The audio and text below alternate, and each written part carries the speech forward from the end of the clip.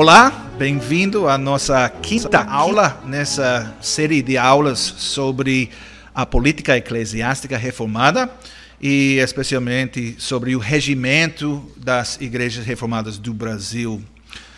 Nas últimas aulas nós falamos sobre os primeiros dois ofícios, o ofício do presbítero regente e o ofício do presbítero docente. E agora nós vamos examinar um pouco o terceiro ofício, o ofício do diácono. E é um tipo de ofício diferente, mas também um ofício permanente na igreja. Eu vou começar falando sobre o significado dessa palavra diácono. E a palavra portuguesa diácono traduz a palavra grega diáconos. E literalmente esse substantivo significa servo. E o verbo grego diakonō significa estar ativo no trabalho de serviço ou ministério. E essa palavra, em seu nome também em forma verbal, era frequentemente usada no grego secular, na língua. E, no entanto, a igreja cristã tomou essa palavra e derramou novo conteúdo para ela. E esse novo uso tem muito a ver com o fato de que o Senhor Jesus se considerou um diáconos. E ele exortou seus apóstolos, seus discípulos mais próximos a agirem como servos também. E podemos ler isso em Mateus capítulo 20, e versículos 25 a 28. Mateus capítulo 20 e versículos 25 a 28. Vamos ler a palavra de Deus aqui, onde nós lemos: Ora, ouvindo isto, os 10, isso é versículo 24. Ora, ouvindo isto, os 10 indignaram-se contra os dois irmãos. Então Jesus, chamando-os, disse: Sabeis que os governadores dos povos os dominam e que os maiorais exercem autoridade sobre eles. Não é assim entre vós. Pelo contrário, quem quiser tornar-se grande entre vós, será esse o que vos sirva. E aqui nós temos uma forma daquela palavra diáconos ou diakonō.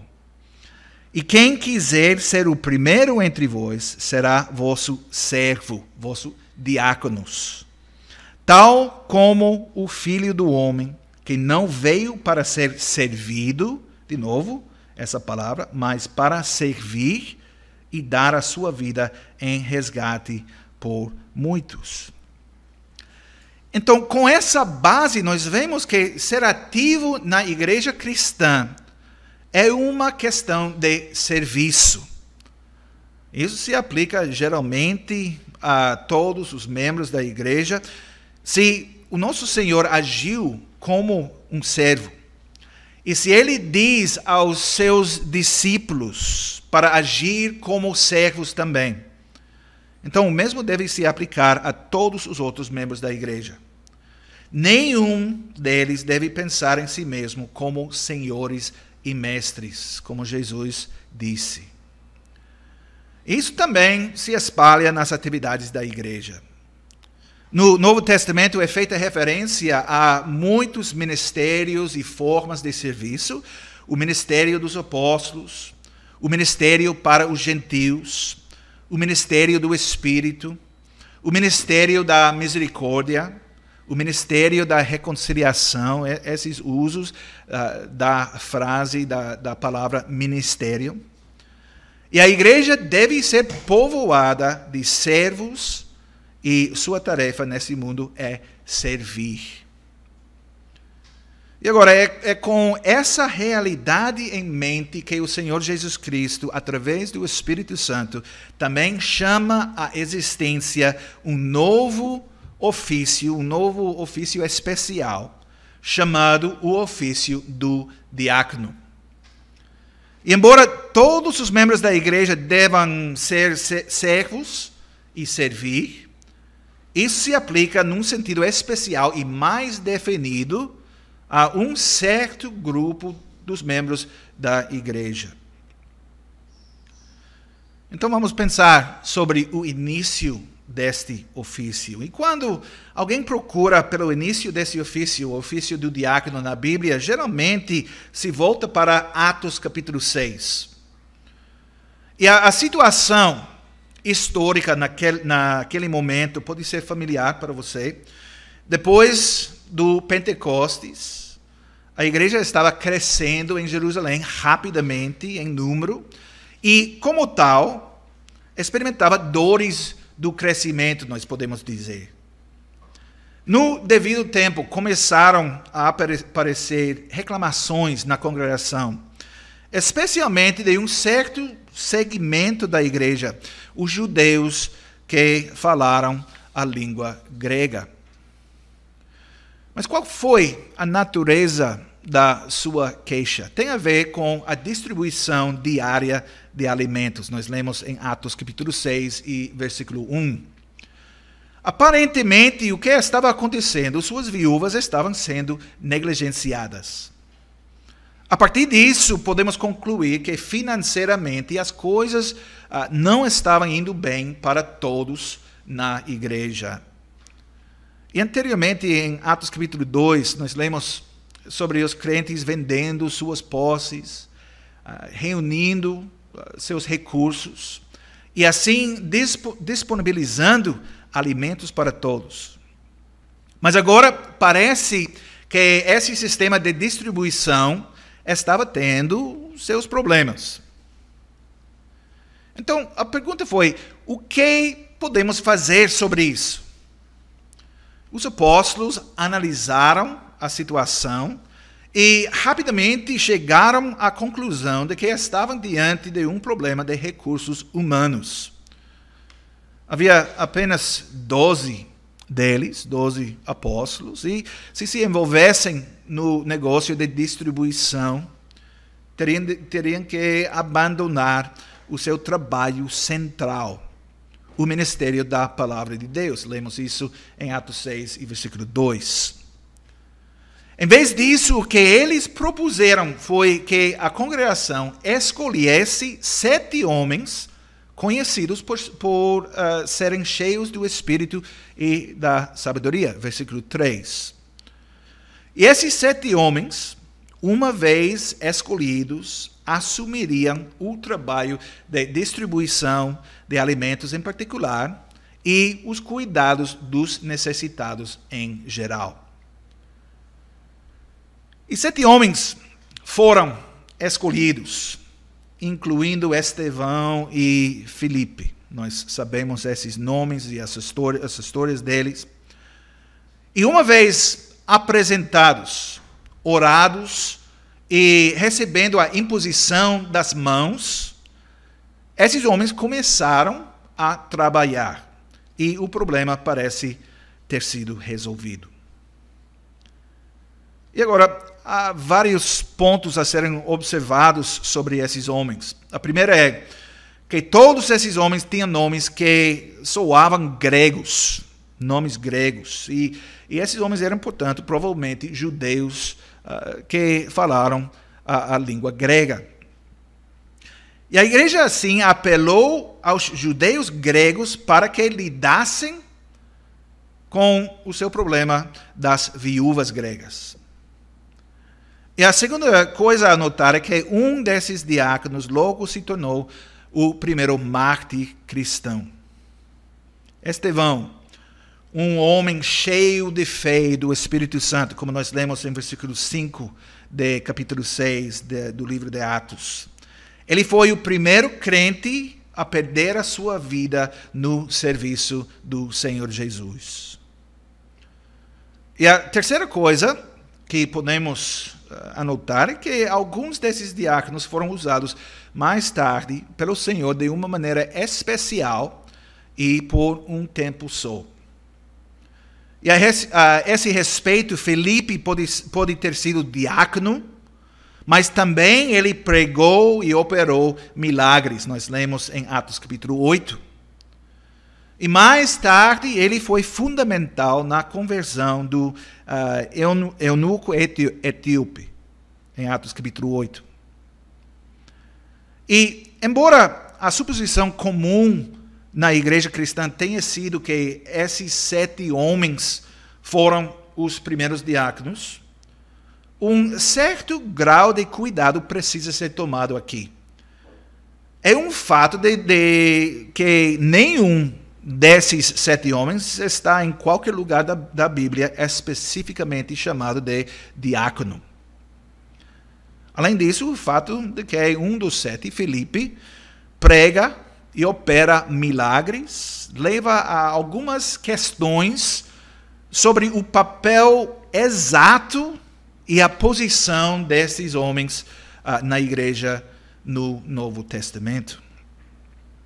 Então, esses homens foram recrutados para algum tipo de serviço especial e temporário na igreja do Novo Testamento? Isso é uma pergunta.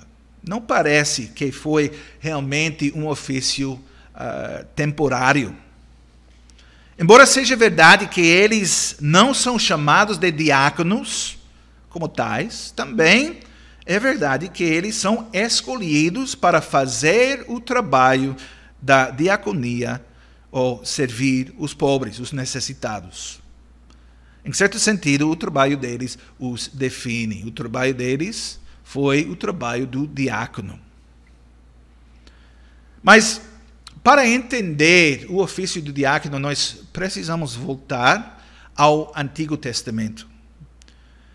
E, olhando para a Bíblia como um tudo, como uma unidade, o surgimento, o desenvolvimento deste ofício não pode ser considerado uma surpresa.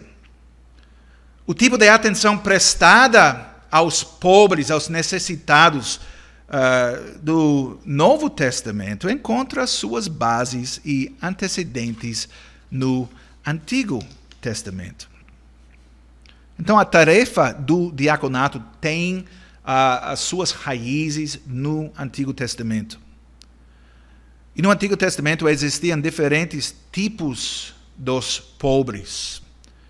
Havia, primeiramente, os pobres que nós pensamos sobre eles como os pobres e materialmente, e a palavra hebraica é ebion, os indigentes, vulneráveis, sem esperança à parte ou sem a ajuda de outras pessoas. E o Senhor prometeu que essas pessoas não seriam presentes em Israel se o povo obedecessem os mandamentos. Por exemplo, em Deuteronômio 15, e versículos 4 e 5.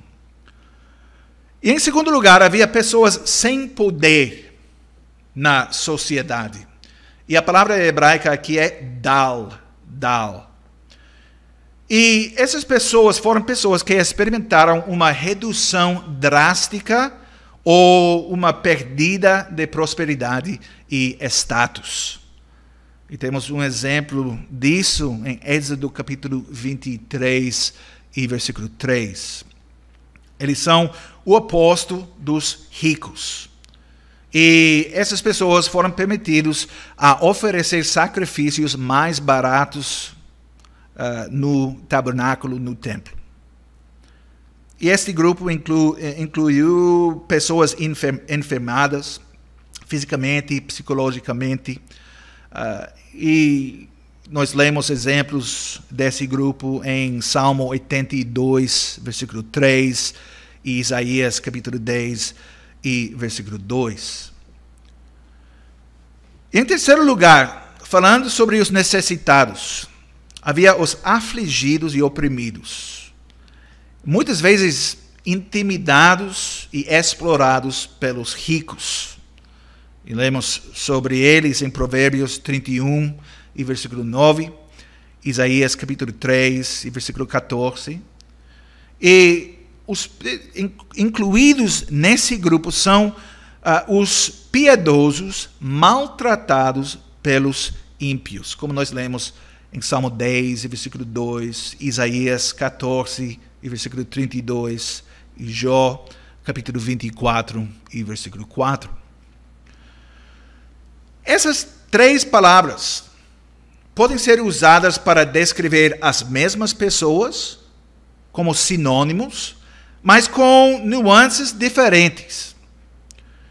E quando o Senhor ordenou o povo cuidar dos pobres, Ele não tinha em vista somente as suas necessidades materiais. O cuidado de Deus dos pobres foi além dos aspectos meramente físicos. Isso significa que não devemos considerar os pobres numa maneira limitada, somente em termos físicos ou materiais. Também incluídos dentro desse título são os camponeses. Podemos usar a frase os sem terra. Não completamente indigentes, mas vulneráveis, porque eles foram dependentes nos outros por sua subsistência. E as viúvas e os órfãos também foram vulneráveis à exploração, porque eles não tinham proteção física e econômica do marido e do pai. E Deus avisou, e vamos ler Êxodo capítulo 22, e versículos 21 a 24. Êxodo 22, 21 a 24. Não afligirás o forasteiro, nem o oprimirás, pois forasteiros fostes na terra do Egito. A nenhuma viúva, nem órfão afligireis. Se de algum modo os afligirdes, e eles clamarem a mim, eu lhes ouvirei o clamor. A minha ira se acenderá, e vos matarei à espada. Vossas mulheres ficarão viúvas, e vossos filhos órfãos. Podemos ver mensagens semelhantes a essa mensagem em Salmo 68, e versículo 5, e Salmo 146, e versículo 9. Foi um aspecto da vida sob a antiga aliança muito importante. Finalmente, uma outra classe de vulneráveis foi a classe que inclui os estrangeiros, alheios.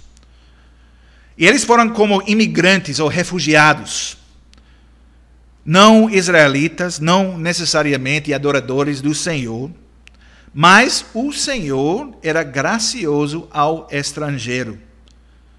E o estrangeiro tinha certos direitos e privilégios dentro da nação de Israel. Esses direitos não foram limitados somente a descendentes físicos de Abraão. A opressão dos estrangeiros com a opressão dos órfãos, das viúvas, foi uma das razões importantes do exílio. Nós lemos isso muitas vezes nos profetas. Jeremias capítulo 7, 22, Ezequiel 22, versículo 7, 29 a 31. Mas há muito mais exemplos disso também. Até após da volta de Israel à terra prometida, depois do exílio, os profetas pregavam contra o mesmo pecado. E nós lemos, e vamos ler Zacarias capítulo 7, e versículos 8 a 14. Zacarias capítulo 7 e versículos 8 a 14. Assim diz a palavra de Deus. A palavra do Senhor veio a Zacarias dizendo: assim falara o Senhor dos exércitos. Executai juízo verdadeiro. Mostrai bondade e misericórdia, cada um a seu irmão. Não oprimais a viúva, nem o órfão, nem o estrangeiro, nem o pobre, nem intente cada um em seu coração o mal contra o seu próximo. Eles, porém, não quiseram atender e rebeldes me deram as costas e ensurdeceram os ouvidos, para que não ouvissem. Sim, fizeram o seu coração duro como diamante, para que não ouvissem a lei nem as palavras que o Senhor dos Exércitos enviara pelo seu Espírito, mediante os profetas que nos precederam. Daí veio a grande ira do Senhor dos Exércitos. Visto que eu clamei, e eles não me ouviram, eles também clamaram, e eu não os ouvi, diz o Senhor dos Exércitos. Espalhei-os com um turbilhão por entre todas as nações que eles não conheceram, e a terra foi assolada atrás deles, de sorte que ninguém passava por ela, nem voltava, porque da terra desejável fizeram uma desolação. Então nós lemos essas palavras duras, faladas pelos profetas, contra esse pecado que foi considerado tão sério pelo Senhor. Finalmente, os levitas foram considerados vulneráveis também. Eles foram apoiados pelo dízimo e eles foram incluídos com os pobres que precisavam do apoio da comunidade para sobreviver. E ainda olhando ao Antigo Testamento, nós estamos pensando na base do ofício do diácono no Antigo Testamento. No contexto histórico de Israel, a lei de Deus mostrou muito mais consideração para com os pobres do que as leis das nações ao redor de Israel. A proteção sistemática dos pobres na nação de Israel foi única. E pela sua obediência à lei de Deus, Israel funcionaria como a luz para as nações. E lemos isso em Deuteronômio, capítulo 4. Eu vou ler com vocês Deuteronômio, capítulo 4.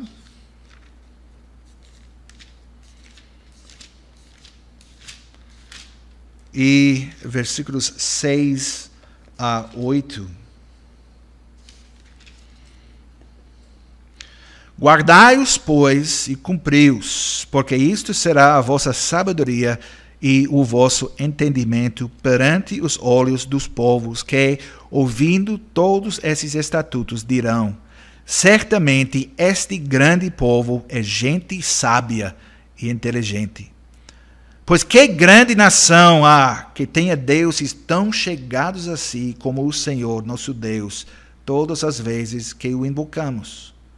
E que grande nação há que tenha estatutos e juízos tão justos como toda esta lei que eu hoje vos proponho.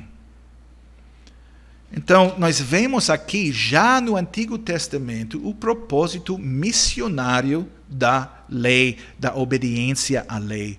E nós podemos e nós devemos aplicar esse princípio na vida da igreja da Nova Aliança também. Então, Israel precisava ajudar os pobres para mostrar o amor de Deus, primeiramente. Deus disse, muitas vezes, que Ele ama seu povo. Ele exige que seu povo espelhar este amor divino aos seus próximos. Por exemplo, Deuteronômio 15, versículo 15. Pois lembrar-te-ás de que foste servo na terra do Egito e de que o Senhor teu Deus te resgatou. Pelo que eu hoje te ordeno isso. E temos muito mais, um número de exemplos desse tipo de declaração na parte do Senhor.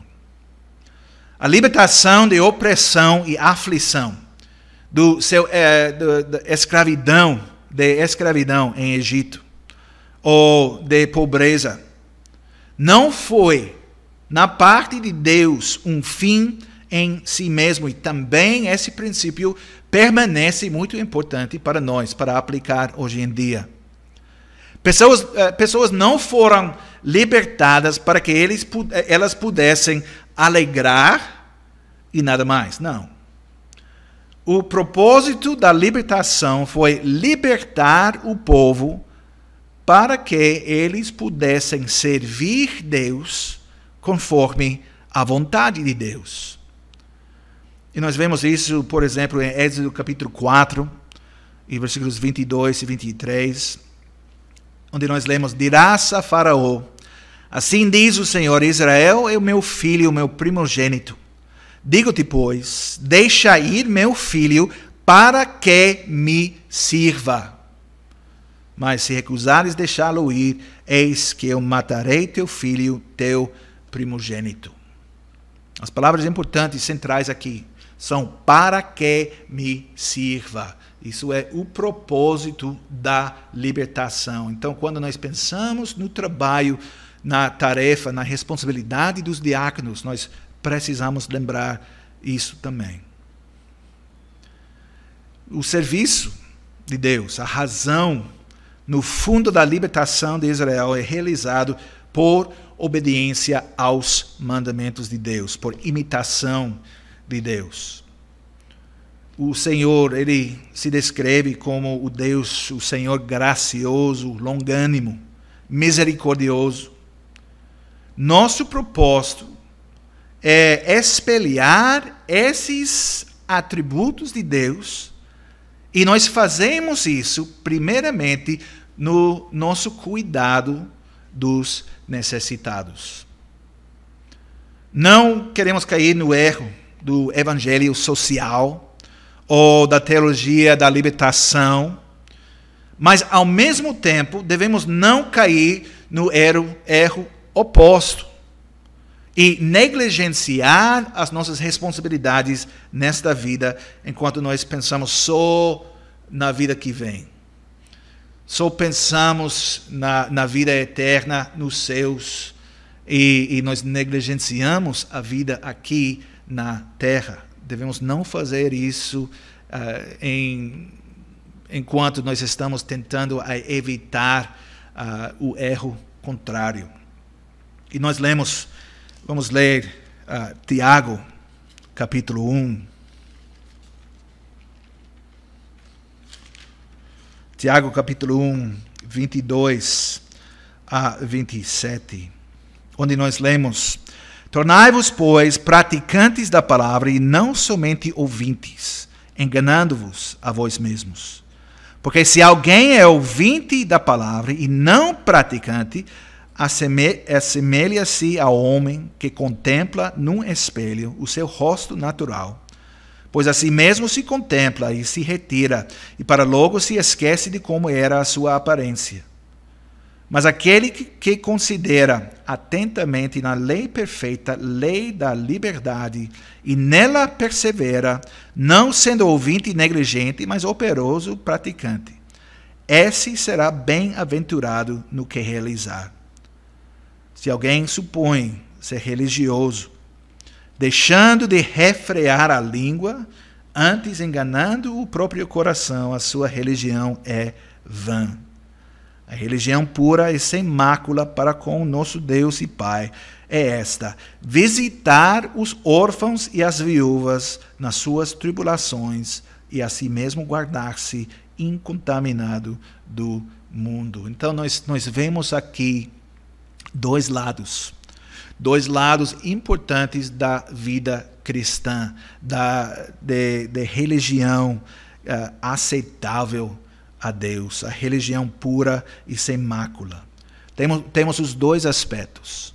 Isso é guardar-se incontaminado do mundo e também visitar os órfãos e as viúvas nas suas tribulações.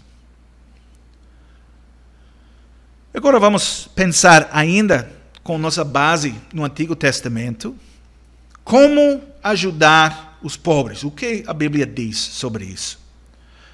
E a Bíblia nos ensina que a família imediata foi o meio primário de ajuda para os necessitados. A unidade básica da sociedade foi a família grande, ou clã. A associação de casas. Nós lemos sobre essa associação, Levítico capítulo 24, versículos 35 a 55.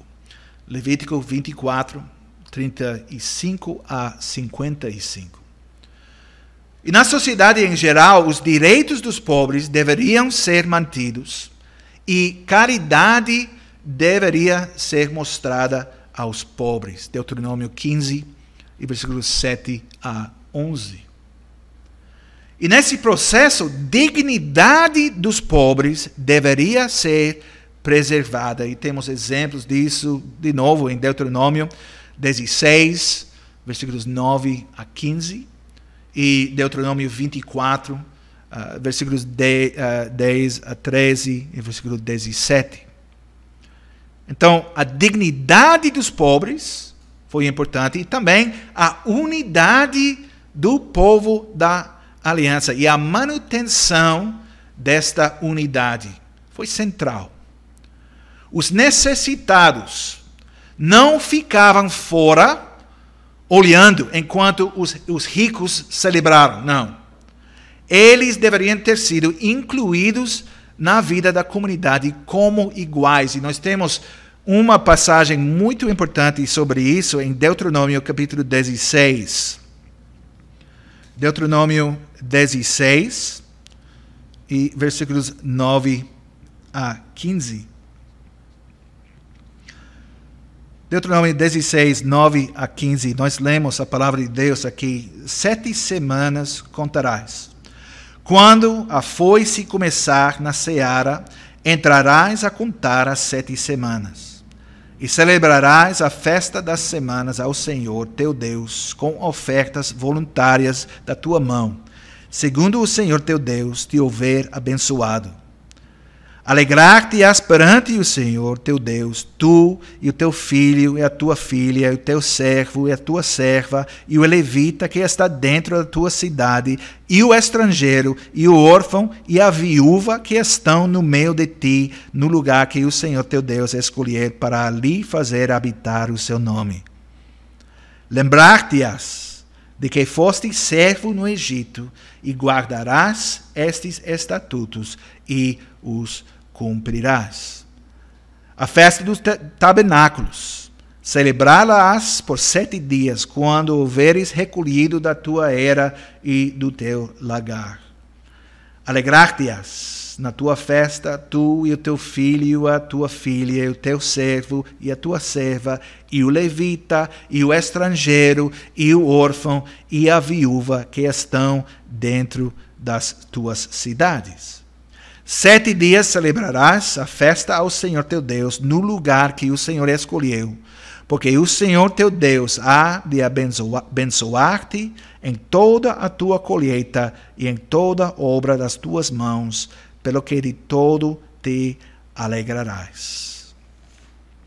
Então nós lemos aqui, nesta passagem, Deuteronômio 16, sobre a situação ideal. E podemos imaginar a bênção de participação numa comunidade em que este tipo de comunhão é uma realidade. Realmente, na verdade, não sabemos como esta prática estava realizada ao longo da história de Israel sob a antiga aliança. E obediência à lei, como nós sabemos da história de Israel no Antigo Testamento, poderia ser difícil a reforçar. A legislação não inclui penas detalhadas por desobediência. Deus não disse, e se vocês não fazem isso, a punição será tal. Não. Princípios desse tipo foram explicados, mas foi a responsabilidade dos individuais aplicarem a lei. Então, amor foi mostrado pela providência de necessidades, mas também pela importância de trabalho. A responsabilidade dos próprios pobres. Isso é mais um princípio do ofício do diácono que nós aprendemos do Antigo Testamento. Por exemplo, os preguiçosos não foram ajudados, porque esse tipo de ajuda iria somente encorajar preguiça. E nós lemos muitos exemplos sobre isso em Provérbios. Provérbios capítulo 6, versículos 10 e 11. Provérbios 24 e versículos 33 e 34. Mas nós temos exemplos de como o povo poderia ajudar os necessitados enquanto os necessitados trabalhavam. Levítico capítulo 23 e versículo 22. Quando cegardes a messe de vossa terra, não rebuscareis os cantos do vosso campo, nem colhereis as espigas caídas da vossa cega, para o pobre e para o estrangeiro as deixareis. Eu sou o Senhor vosso Deus. Temos o exemplo também de Ruth. Ruth capítulo 2, e versículos 5 a 9, onde nós lemos: Depois perguntou Boaz ao servo encarregado dos segadores: De quem é esta moça? Ele está falando sobre Ruth. Respondeu-lhe o servo: Esta é a moça moabita que veio com Noemi da terra de Moabe. Disse-me ela: Deixa-me rebuscar espigas e ajuntá-las entre as gavelas após os segadores. Assim ela veio, desde pela manhã até agora está aqui, menos um pouco que esteve na choça. Então disse Boaz a Ruth: Ouve, filha minha, não vais colher em outro campo, nem tampouco passes daqui. Porém aqui ficarás com as minhas servas. Estarás atenta ao campo que cegarem e irás após elas. Não dê ordem aos servos que te não toquem. Quando tiveres sede, vai às vasilhas e bebe do que os servos tiraram. Então nós vemos aqui um exemplo desse tipo de trabalho que os necessitados precisavam fazer para ganhar o sustento. Então, nós vemos também nós aplicamos esses princípios ao diácono hoje e nosso cuidado dos necessitados na igreja. Nós vemos que a lei de Deus é muito diferente do que o Estado socialista. O Estado socialista realmente faz muito para prejudicar os pobres em vez de ajudá-los. O Estado socialista é impessoal, enquanto a lei de Deus ordena ajuda pessoal, individual. O Estado socialista não ordena trabalho daqueles que podem trabalhar e, por isso, encoraja dependência e preguiça. E nós vemos aqui mais um exemplo da sabedoria da lei de Deus, em comparação com a suposta sabedoria do mundo. E existe muito nisso que podemos aplicar em termos praticais hoje em dia. E na maneira em que nós ajudamos os necessitados nas nossas congregações. Nós precisamos pensar nisso, porque realmente há um impacto da forma de pensar do mundo na igreja, que afeta a maneira em que nós pensamos sobre os necessitados e como nós podemos ajudar eles. Então, precisamos olhar primeiramente a palavra de Deus antes de olhar ao mundo como nosso exemplo, porque nós encontramos realmente a sabedoria de Deus na palavra. Então, com essas coisas em mente, após a família e a sociedade, a comunidade, nós temos o Estado, em terceiro lugar. A responsabilidade pelos pobres foi dada ao povo inteiro, não no primeiro lugar, ao rei ou ao Estado como mediador entre rico e pobre. Mas o rei tinha obrigações para com os pobres. Nós lemos Salmo 72. Salmo 72, versículos 1 a 4, sobre o rei justo. Salmo de Salomão: concede ao rei, ó Deus, os teus juízos e a tua justiça ao filho do rei. Julgue ele com justiça o teu povo e os teus aflitos com equidade. Os montes trarão paz ao povo, também as colinas a trarão com justiça. Julgue ele os aflitos do povo, salve os filhos dos necessitados e esmague ao opressor. E lemos em versículos 12 a 14, porque ele acode ao necessitado que clama, e também ao aflito e ao desvalido. Ele tem piedade do fraco e do necessitado e salva a alma aos indigentes. Redime a sua alma da opressão e da violência, e precioso lhe é o sangue deles. Então nós vemos aqui que o rei tinha que proteger os direitos dos pobres e assegurar que as leis de Deus fossem obedecidas. Agora, quanto à existência do ofício do diácono no Antigo Testamento, não existe evidência no Antigo Testamento da existência do ofício especial do diácono. Não há uma linha direta entre, por exemplo, os levitas do Antigo Testamento e os diáconos do Novo Testamento. A ênfase foi na unidade da família. Mas a falha